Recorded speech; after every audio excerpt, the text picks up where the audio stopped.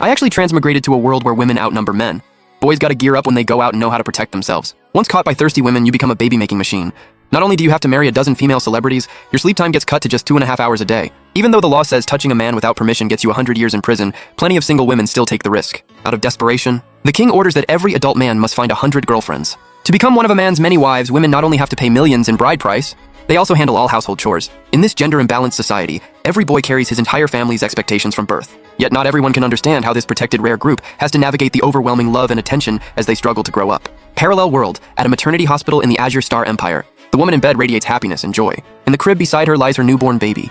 Another young, pretty woman stands by the crib, her eyes full of adoration as she gazes at the little one. Next to her, a 3-year-old girl stands on her tiptoes, eagerly tugging at the standing woman's sleeve. Mommy, I wanna see. The gentle woman suddenly turns fierce. Don't scare your brother, behave!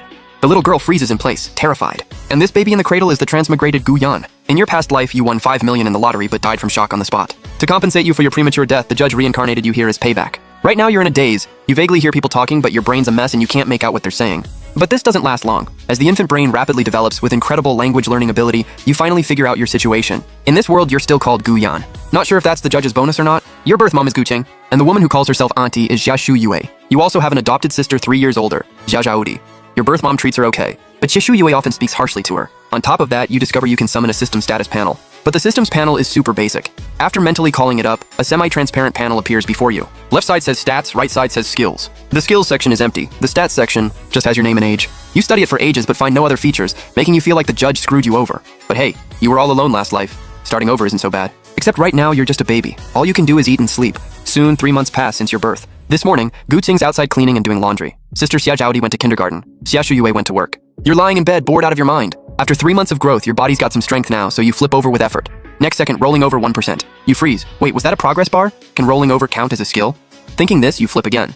Rolling over, 2%. Oh ho! Interesting, you light up inside. You immediately start rolling around like crazy. Gu Qing, who's cleaning, hears the commotion and tiptoes back to the bedroom just in time to see this. She freezes in place. Mid-roll, you notice her and guiltily stop. But after a brief shock, Gu Qing happily rushes over and picks you up. Baby, you can roll over, you're so smart! She kisses your face till it's covered in slobber. When Xia Shu Yue gets home, Gu Qing excitedly shares the news about your rolling.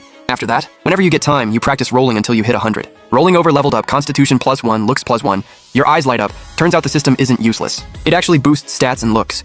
After hitting level 2, you clearly feel rolling over is smoother and easier. You don't get winded after a few rolls. When the 2 adults are around, you still hold back a bit. Plus, rolling too much makes you dizzy, so you gotta restrain your urge to grind levels. A week later, the system suddenly pops up. Rolling over leveled up. Constitution +2, looks +2. Rolling over has reached max level. Cannot upgrade further. This skill has a max level? And it's so low. Shouldn't it be 5 or 10? If rolling counts as a skill, what about crawling? So you lie on your stomach, stick out your chubby little hands, and crawl forward. Crawling, 1%. Unlike rolling, which makes you dizzy, crawling's no problem. Plus, it levels faster. So you start excitedly crawling back and forth on the bed, lap after lap. You've kicked the sheets into a mess. What a handful. After secretly watching for a while, Gu Qing finally gets worried. She walks into the room and scoops you up. Baby, let's go to the hospital for a checkup. You quickly arrive at Hexi District Children's Hospital. Since you're a boy, registration and checkup are totally free. After a thorough exam, the doctor smiles. The child's perfectly healthy. Nothing wrong at all. Gu Qing hesitates, glances at you playing with toys in the crib, then quietly tells the doctor. Doctor, my baby can already crawl. Crawl? The doctor pushes up his glasses, a hint of surprise in his eyes. Crawling at 3 months? Yeah, is that a problem? The doctor carefully reviews the test results again. No problem, this just means your child's a prodigy. A prodigy? Gu Qing's totally relieved now. Back home, Gu Qing tells Xia Shu Yue about it. She's thrilled too. Your birth has filled them both with gratitude. Seasons change, time flies, childhood feels slow yet passes quickly. In the blink of an eye, 15 years go by. You go to school, learn to read, and gradually understand this world's history. This is a world where women outnumber men. According to history books, it all started with a massive meteor shower in 1814. The meteor shower caused massive casualties. The meteors also contained a gas that doesn't exist on Earth. This gas gradually reduces male birth rates.